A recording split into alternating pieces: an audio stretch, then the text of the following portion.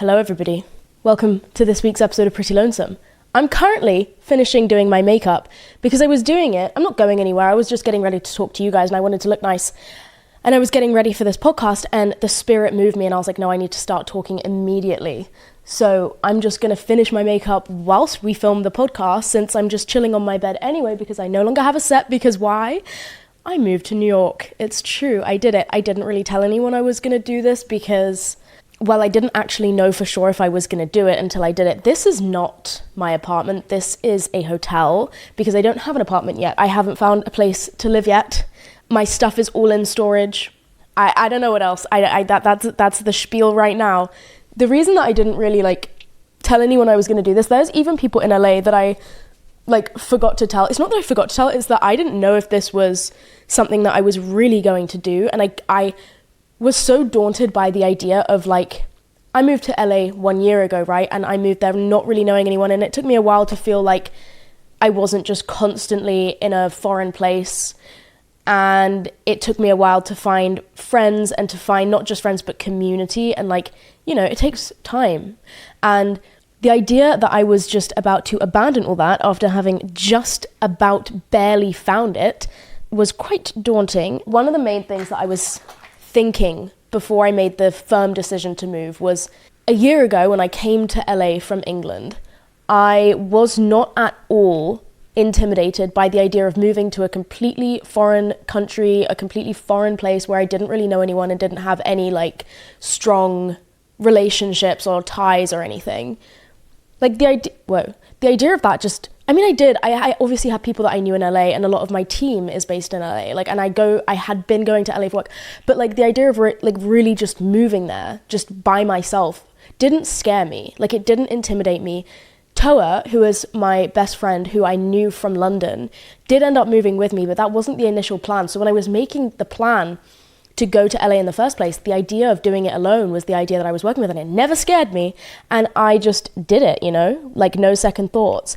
And then once I got there, I experienced what it is to go to a new place and to just live there and to have to rebuild your entire community from square one and to rebuild a life and become comfortable in a new place. And I learned that is it's a fun and wonderful thing to do, but it's also can be really hard and really lonely. And also you have to develop a stronger sense of self, and that's something that I didn't expect, because one thing that I learned was that having people around me who I had known for years and years and years was part of my sense of self because of who I was around those people. Because it's very hard to just rebrand one day or to, go crazy and lie about who you are if that's something that you're afraid of doing, like me. If you can you guys hear my nose squeaking? I have a really bad, cold. Well, no, I don't. I don't have a bad cold. I just have a mild cold. And I keep squeaking here. I wonder if the mic is picking it up. It's inside of my head is squeaking. Did you hear that? Sorry, it's the pressure is being released as I'm speaking and it's on this side of that's crazy. Anyways, what was I saying? Oh, yeah. Because I didn't know that was going to be something that I had to experience. And so I wasn't scared of it. And I think that's the best way to go about life. I always say, if you don't know how big the hill you're climbing is, it is going to feel way less steep and it's going to be way less daunting to start. I always think about even just starting TikTok and starting doing social media in general. If I had known what I was going to end up doing or how much of a part of my life this would all be, I would have thought that I could never do it, or if this had been my goal, I would have probably never started. And if I knew where I had to get to, I would have just been what the fuck? But because I had no idea what I was doing or where I was going, it never felt scary because I just took it day by day. And it was the same thing with moving to LA. And so when I had this idea that I might want to move to New York and uproot my life again and move somewhere where I barely know anyone and start fresh again by myself for real without Toa this time, because she is for sure staying in LA, I'm fully here by myself. Now that was daunting to me because I knew what might come along with that. And I hated that daunted me. I was no, I'm not someone who has ever been scared to just do things before, to just change my life on a whim. I had never found that scary before, and I didn't like that I was all of a sudden scared. I was what have I become? Some kind of old decrepit lady? No. So I was that kind of spurred me on even more. The fact that I felt afraid of doing this is kind of what pushed me even more to make that decision and to step back into discomfort and to challenge myself, or not even challenge myself. Like, I don't even accept the challenge. I'm just doing it because it's something that I want to do, and I just refuse to not do anything because it's scary or intimidating. So I'm here, and this is what I'm doing, and I've officially moved to New York, even though I technically do not have a flat here. I'm still flat hunting, and I'm just in this little like Airbnb/hotel situation until then. Did I do way too much blush? The lighting in here is really a treat, and by that I mean it's atrocious, and I can't tell if I just did way too much blush. And the viewfinder on my camera is way too small, so I can't tell, which is great. Shall I check in my phone? My nose is squeaking. It's kind of a lot of blush, but it's fine, whatever. The big life update is that I did it. I moved to New York and have never felt more relieved and more happy to have made a decision in my life. I wasn't sure if it was going to be the wrong decision because it's freezing. Right now, outside this window is a blizzard. It is a blizzard. It has been freezing cold the entire time I've been here. When I got here, there was like 10 inches of snow already. That might not be the right number, but there was a lot of snow. It hasn't melted. Like, there's just piled up snow on the sides of the streets. I've been here for like 10 days. It hasn't moved. And then today a new blizzard happened and it snowed again, and it's been freezing, and I've never been happier.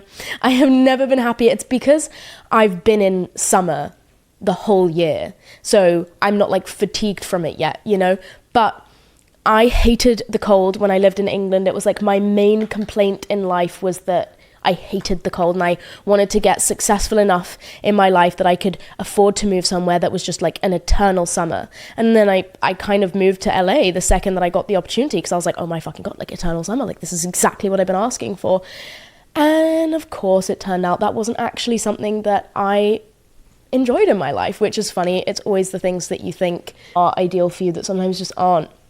I think growing up in a cold place, I'm accustomed to having seasons, and I found that my idea of my life is very separated and very reliant on the weather and the seasons and like communal rest versus communal joy, like spring, and the sense of like happiness because it's warm outside, not just like it's always warm outside. Like, I like the fact that when it hits 16 degrees Celsius in the UK, people go to the beach because it's like, oh, it's a good day today because it's sunny and it's the first day in the pub garden, or it's the first day where you can do this and that, and then winter comes and it's restful, and like it turns out I really like that. And I think the only reason that I like it as much as I do is because I'm lucky enough to not have to reside only in one place all year, and I travel a lot for work, which gives me a break from the weather and it gives me variation in the weather. I'm not saying I'm trying to do another like 7-month London winter. That's not what I'm saying. But I do think that I actually really value the seasons and being part of that, and being part of winter and struggling a little bit through winter and bundling up and then reaching spring and rejoicing in spring with everybody else because we just had winter together. You know what I mean? I don't know. I've just literally been the happiest I have been in I don't know how long. However, I've still been struggling, and I think that's mainly the point I want to talk about on today's episode, because it's something that I've been thinking about a lot lately with the new year happening, and then the spring equinox and the Chinese New Year and all the stuff that I was seeing on TikTok about that, about fresh starts and how to move with the seasons, but also in my own life, literally moving to a new place for not a fresh start, but new energy and new opportunities and just a new chapter. One of the things that I was thinking about a lot before starting this new chapter is, what do I want to not embody anymore? What do I not want to bring with me into New York? What am I trying to eradicate from my life by moving to New York, essentially? Because I'm shedding people, I'm shedding versions of myself that I don't want, and I'm trying to, by relocating, help myself embody something new. So I was just thinking a lot about, well, what is that? What do I want to leave behind? And what do I want to be? Who do I want to be in this new place and in this new chapter?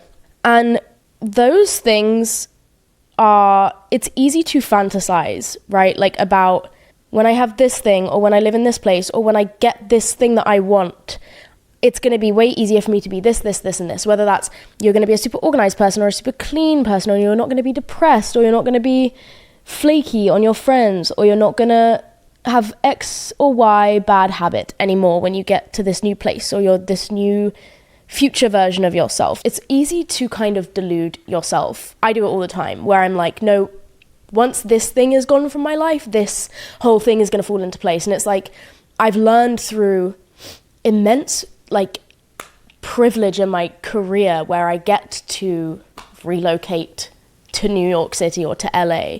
I've learned that doesn't work, okay? And that was really disappointing to me, because I was like, fuck, there's really no shortcut to becoming who you want to be. Like, you're not going to embody a certain thing. Jesus Christ, my face is squeaking so much. I've never ever experienced this before. But I kind of learned when I moved to LA that, and it sounds dumb, but I learned that, oh, your habits really do get on that plane with you. Your bad habits, those things that you wanted to leave behind and not take into your new life, they actually do, they board the plane. 9 times out of 10, they will board the plane with you. And so prior to moving to New York, I really sat and thought about what I cannot bring with me that just doesn't serve me, that I have no desire and no reason to hold onto anymore. Where I have a lot of problems is with discipline. I am such, to my core, I am not a disciplined person.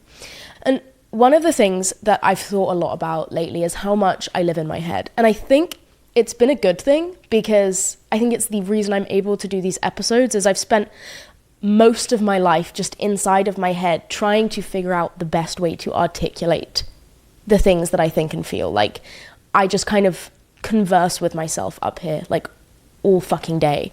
And I don't like to be ambiguous about anything. Like, I cannot rest a situation or a confrontation or an argument I can't not think about anything until I understand something well enough that I feel like it would hold up in a court of law, the statement that I could make about the thing. I literally hold court cases in my brain. I can't deal with not fully understanding every single thing about a situation, or feeling misunderstood by someone else is always really, really fucked with me. I realized how big of a theme this is for me in my life of just I do not ever rest on thinking about things.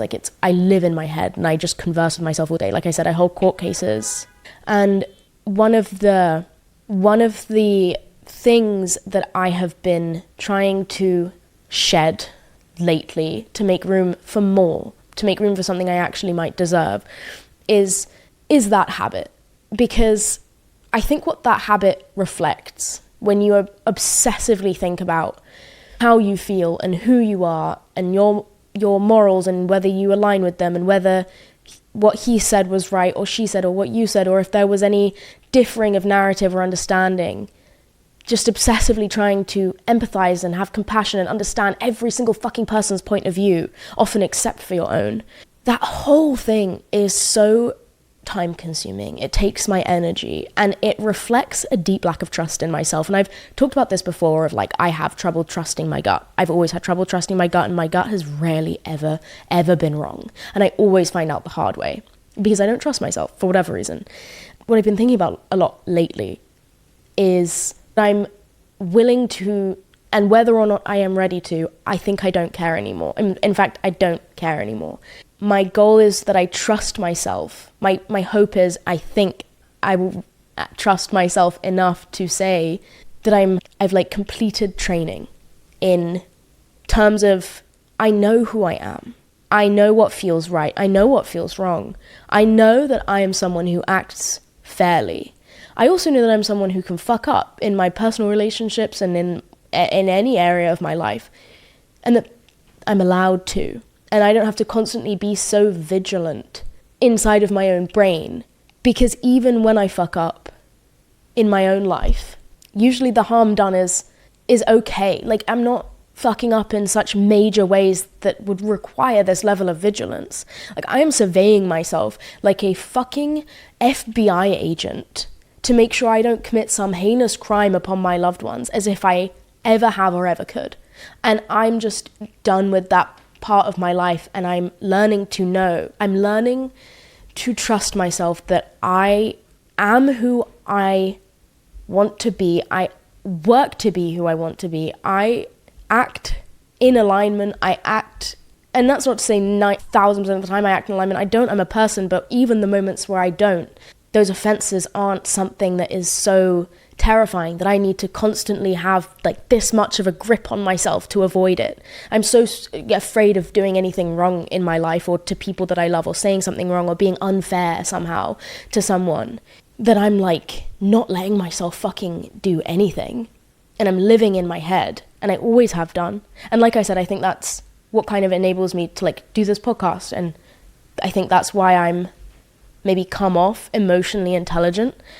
But emotional intelligence, I think what I've realized is I can rely on this system to work in the background, and that can allow me to actually make action and make choices in my life and just trust that it's the right one. Like, I don't always need to be operating from this immense control center of like this moral policing and alignment policing and violent understanding, this need for a violent level of understanding of every nuance of every situation and every, like, it's like I want to operate from a different place inside of my brain, which is like more action oriented, because I've realized that clarity and understanding and growth come through action, and that clarity follows action much more often than action follows clarity. Because I don't think I've ever really found pure clarity through thinking, because I'll always doubt myself, and I'll always understand that my opinion and my experiences are subjective, and therefore I will never have complete and utter clarity. And also the clarity that I have at one point in time is real, but it will change, and my experience of my life will change, my past will change, the story I tell of my past will change as I come to understand it differently or come to feel differently about it as my life unfolds. And this bad thing that happened to me today is actually a blessing, because it led to this good thing in the future. So for a year, maybe that thing felt bad, and now, it feels good. Now I tell the story differently, and it's redemption rather than failure. And it's like, I've just got to stop living up here so much, because it's driving me insane and it is ruining my life. So I was thinking, how do I shed this? How do I step into and embody this new version of myself that trusts the excessive amount of work and training and exercising I have done of this muscle in my brain and in my heart? And how do I put that into autopilot so that I can make choices and do things with my life without operating from this place of extreme emotional vigilance all the fucking time, and just trust that I know who I am and that I act as myself and in my own best interest. And that doesn't mean that everyone around me is going to suffer is also the most important thing. One thing that has excited me in this learning how to actually take the next step into this idea of being someone who can be the person I just talked about and put that stuff onto autopilot and trust myself and move with that trust and allow clarity to follow and allow ambiguity to feel safe. One of the ways that I'm doing is by learning discipline. And sometimes I think it's better to act blindly, but just act anyway. And that kind of reinforces a relationship of trust between you and yourself. I'm going to give you an example of one of the ways I did this week that I just finished journaling about like an hour ago. I got a phone call this week, and it was from a person who I have just like given enough to. I have thought enough about them. I have felt enough about them. I'm in my brain decisively, I don't care to think about them anymore. There is no other conclusion I will ever come to other than the one that I'm at right now. And if I arrive at another conclusion down the line in a couple of years, that is hers to arrive to. I will not speak to what future me feels or what she knows or feels or wants, because it's not mine yet. And I don't need to worry about it. I don't need to borrow from her these feelings. I can't predict them. Right now, I understand that I am done with this situation that was part of my life, right? And I got a phone call from them, and I really didn't expect it. And it was a couple of days after I had moved to New York, and I was like, yes, new life, new me, new everything. And I get a phone call from them, and I picked it up unexpectedly because I didn't realize who was phoning me. And I really quickly hung up the phone. There was no conversation, and I held my ground in that sense of like, I decided that I was not going to speak to this person at this point in my life, and maybe ever, I don't know. But right now I have nothing to say, and there is no further experience I wish to have, whether that is a conversation or, there is nothing else for me to do in this situation.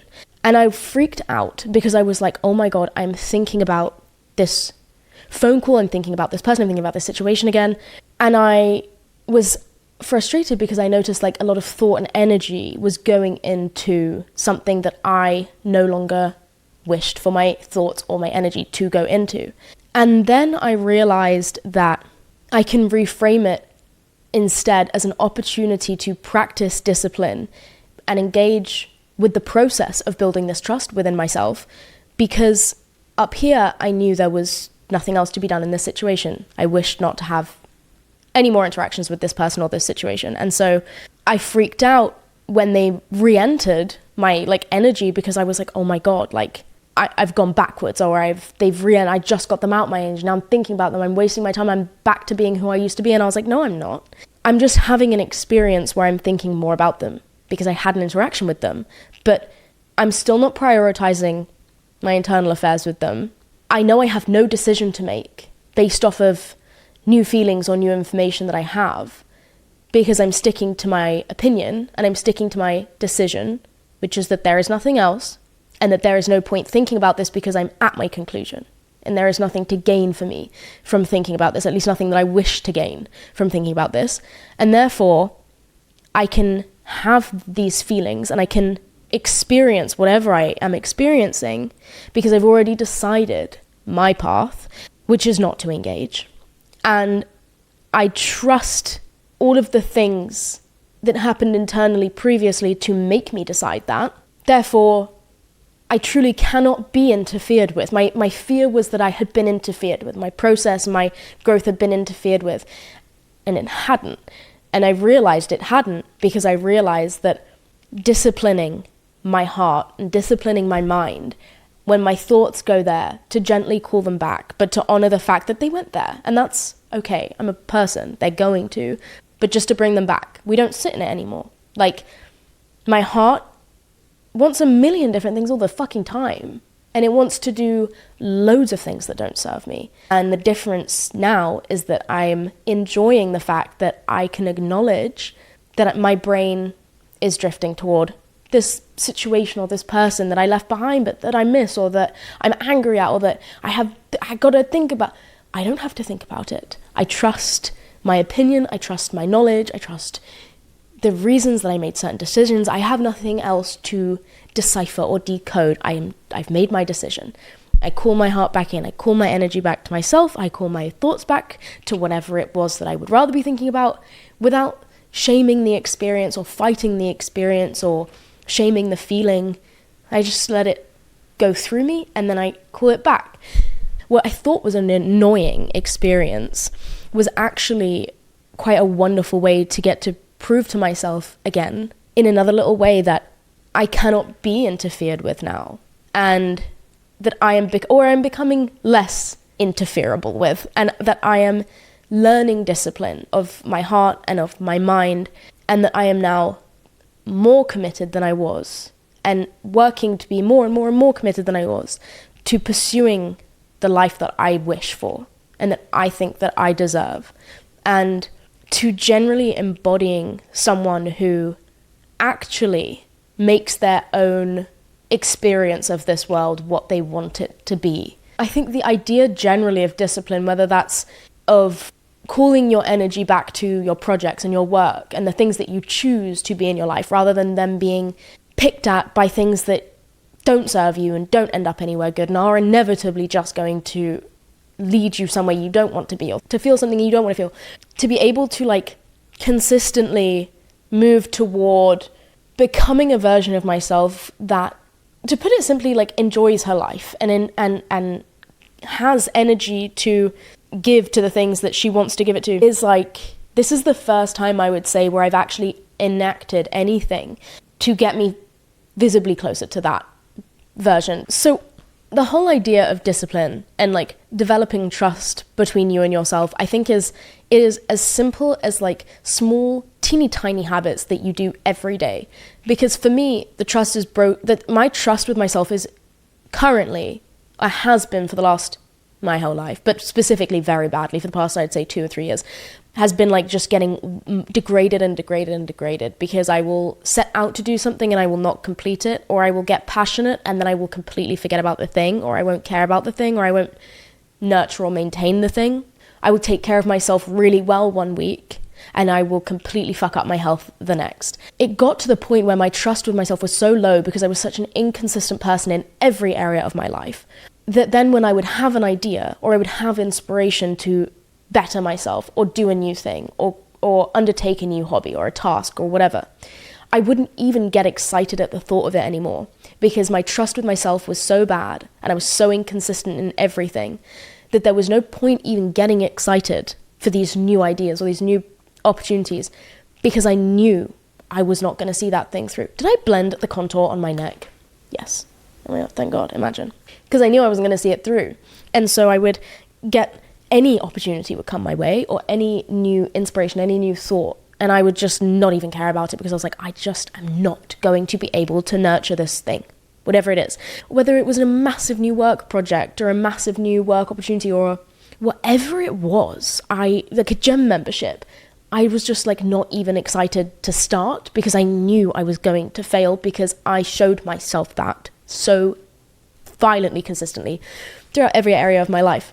And that is one of the biggest things that I have been learning to undo the damage of, because it's so damaging. And one of the ways I've been working on that in the new year, because a lot of this came from like real New Year's resolutions, because I was like reflecting so hard on the year that I've had, or the last year of my life, where I just was feeling like I might as well just give up. Like, this is so, like, I'm just clearly doing the wrong thing for myself, because I don't feel happy, I don't feel fulfilled, and I can't even see straight. Like, I just was so fucking bored and uninspired, and honestly, like, very depressed. Like, the last year of my life, but specifically the last 6 months of 2025, I think was it was the worst depression I have ever experienced. I have never felt like that in my life. And I'm still almost trying to recover from it, because it severed another level of trust with myself, where I was like,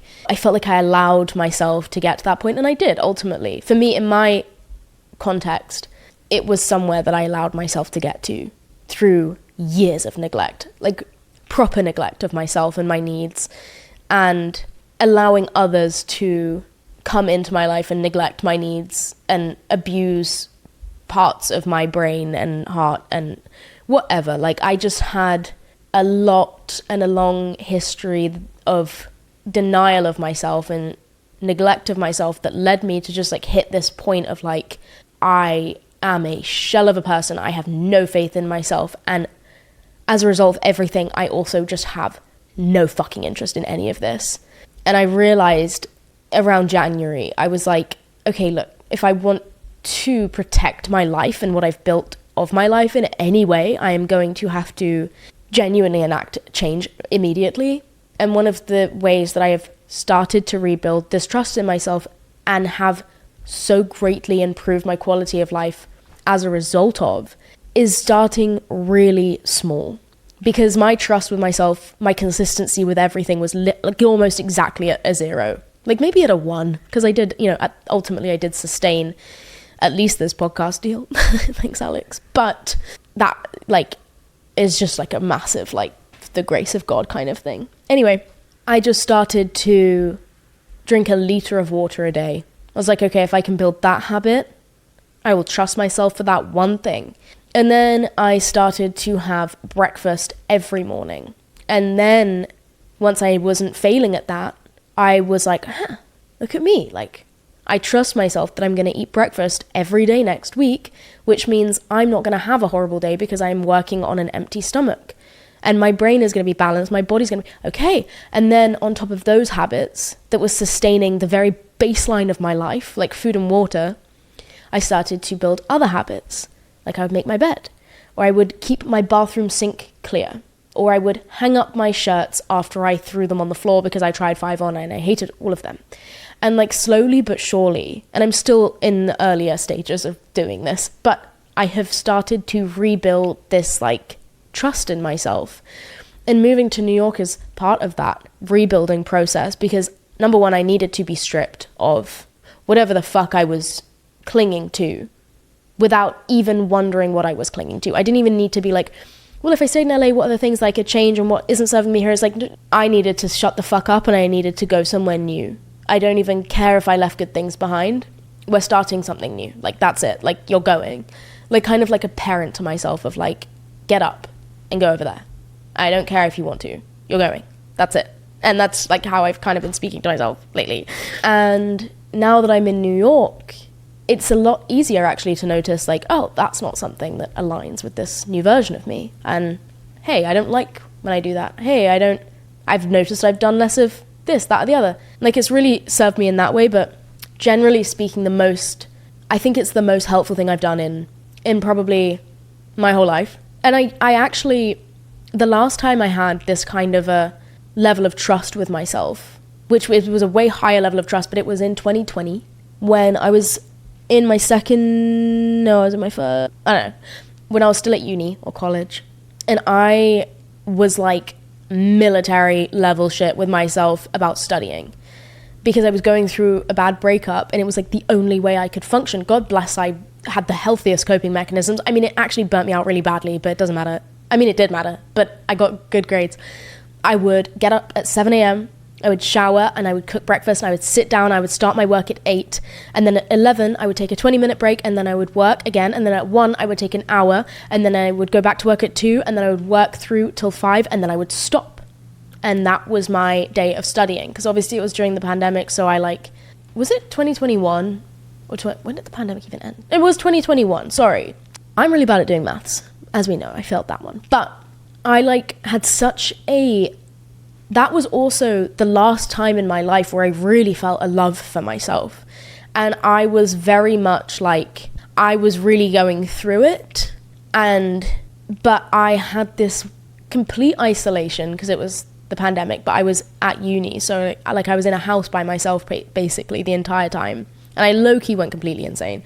But I had this very loving, trusting relationship with myself where I got up every day and I worked because I knew I needed that grade. And there was nothing else that really mattered to me. I needed that grade so I didn't have to live in England because I hated the fucking winter. And obviously my life worked out in another way where I no longer have to live in England because I do hate the weather, but now I'm in New York where the weather is worse. And it's funny how these things happen, isn't it? But it doesn't matter. Anyway, the last time I had such good discipline was also the last time I treated myself, my body, my needs with any level of respect and love. And that all I let that go away. I lost that because I hadn't really, I guess, learnt the lesson that I needed to learn in order to sustain it. For whatever reason, I struggled to learn. It's the self-trust thing again. Wow, it all comes back to that, huh? I hadn't trusted in the first heartbreak that I'd had, the lesson that I learned from it. I didn't trust that means that I've got to trust my instincts, or that means that I deserve better. I just didn't, I thought I did, I felt like I knew, but I wish I was someone who learned things the first time, or I wish I was someone who was born with this just trust in myself and this just second nature of this feels good, I'm doing it, or this feels wrong, I'm not doing that. For some reason, most of my life, I've done only the things that feel wrong in almost this strong defiance of myself of I must be this. For some reason, I am so innately crazy and evil to my core that anything that feels bad to me is actually something that I should go and do because it's going to remodel me and reshape me to be more likable and more refined, and I need more exposure to this and that and the other, and I need to toughen up. And so every time my gut is hey, this isn't good, hey, this person is not for you, hey, this is bad, hey, this is harmful, I've been I'm crazy and I need this. So someone could just walk up to me and be I'm going to torture you, and I would have been thank you, perfect. Someone has to fucking do it, someone's going to slap this bitch in the face. Because I've never, like I said, I've never trusted myself. I've never trusted who I am. Like, I've almost had to test it out. Like, if I think I'm a good person or a loving person or someone who can endure things, I have to then check on that. And I'm like, okay, who is the worst person in the world? I'm going to love them so that I can prove that I am a loving person, because I don't trust, or I haven't trusted myself. And that's kind of the best way I can surmise it.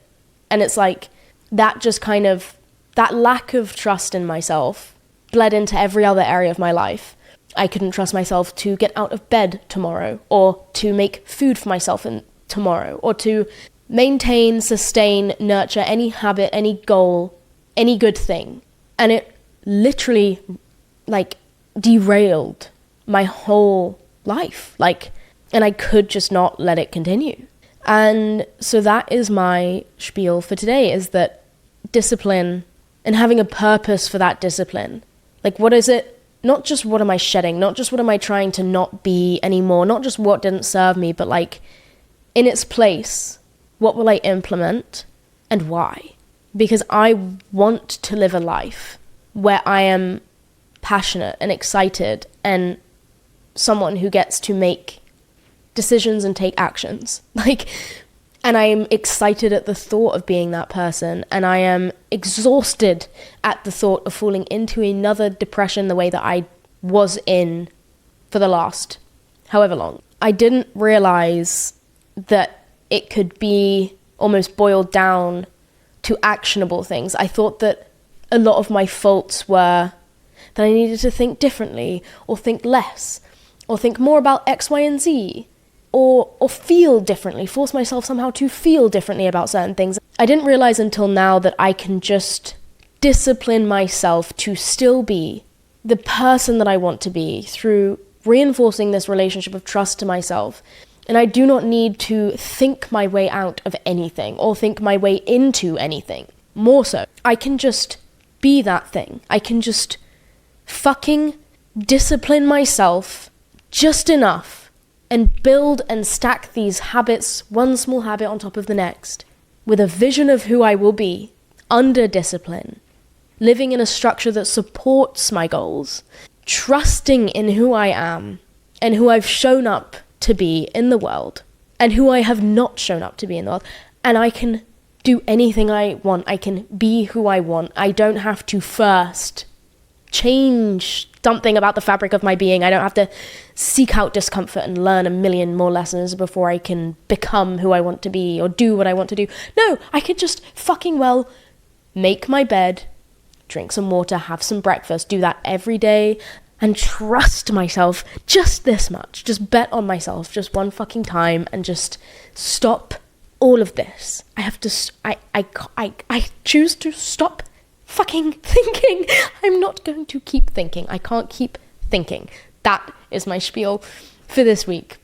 Girls and boys, I'm still going to think. I promise I'm still going to think loads. But like, I don't know if it's the year of the fire horse or what, but we have to take action immediately, girls. Like, I can't, yeah. Anyway, I think the reason that to surmise the episode, a lot of the last things that I was talking about around the new year was New Year's resolutions and new goals and things to shed or things not to shed. And I realized that's just like half of the equation. And the next part of the equation, the much harder part of the equation, is like, well, what do you actually then do? The hard part, like, how do you then become the person that you want to be if you were to shed this or to shed that? And I knew it sounds really stupid, okay? I know it sounds dumb, but I didn't realize that I can't just decide to not be or think my way into or out of being anything. I just have to start acting as if I am this person and start building the foundation of that person at the very least. What are the habits that they have? Okay, they probably get out of bed by 10 a.m. at least, and they probably trust themselves that they're going to nurture their body and feed it. Nourish their body and feed it. And so maybe I can just put down the fucking self-help book for 1 second and get up and make an actual change in my life and stop living in my head. Because of my experience so far, it changes very little. Because like I said, my experience was always subjective and I could think about it for the rest of my life. and probably come to a different conclusion every day. And you know what? That is what I do. And I'm fucking bored of it. And it was great. And even though I sound frustrated with it, that's another thing I need to unlearn, is feeling frustrated with old versions of myself, because that just leads to a cycle of lacking trust in yourself again, of like, okay, well, now I'm convinced that even though I'm passionate and hyped up about my new version of myself that I am, and I hate the old one because I'm not her anymore and I'm new and I'm better than her and I know more than she did, and I wasted time being that version and blah, blah, blah. Well, if you do that enough times, you're gonna start to lose excitement every time you become a new person or a new version of yourself, or you step into a new chapter, because you know inevitably in the future, a future version of you is looking back and hating on you. Like, that's no fun. So I have to remember to always look back on past versions of myself that I no longer wish to be, but look back with love and gratitude and nothing else. Not shame, not anger, not resentment, not regret. Just take it, nod, thank her, okay, and now something new. And I love you both. And I love myself. And I love myself, I swear to God. I do, I promise. Yes. Okay, well, there we go. Oh, so I moved to New York, and this is not my apartment, it is a hotel. And actually, I'm going to Milan in literally 3 days. So I have to get a storage unit in Manhattan for all my suitcases and stuff, because I moved here with 6 suitcases, hoping I'd find an apartment in my first 2 weeks here. Did not. So now I have nowhere to live, and now I'm going to Milan. And I don't want to pay for the hotel while I'm away because it's expensive, so I got a storage unit. It's a whole thing. I'll let you know when I find an apartment, obviously. And then we'll get a new set. How's that? Okay, well, I love you guys. I hope that you're having a wonderful week. I hope that your new year is still going well and that we're all working toward keeping our resolutions. I hope this wasn't too niche or personal of an episode, because it's low-key just me and my demons of the week. But yeah, I also don't know if my makeup looks crazy, because like I said, I can't see. This viewfinder is so small, and I did do my makeup during this episode, so I don't know really what I look like right now. But I loves ya. And with my newfound self-trust and consistency, guess what is also included in that? Yeah, more consistent uploads of the podcast. Yeah, I know. Trust me. Okay. Trust me. Me trust me in the mirror. Trust me. Me to you. Trust me, bro. Okay, love you. I will speak to you next week. Bye. Thanks for watching. Love you. Oh, kiss. Okay, bye.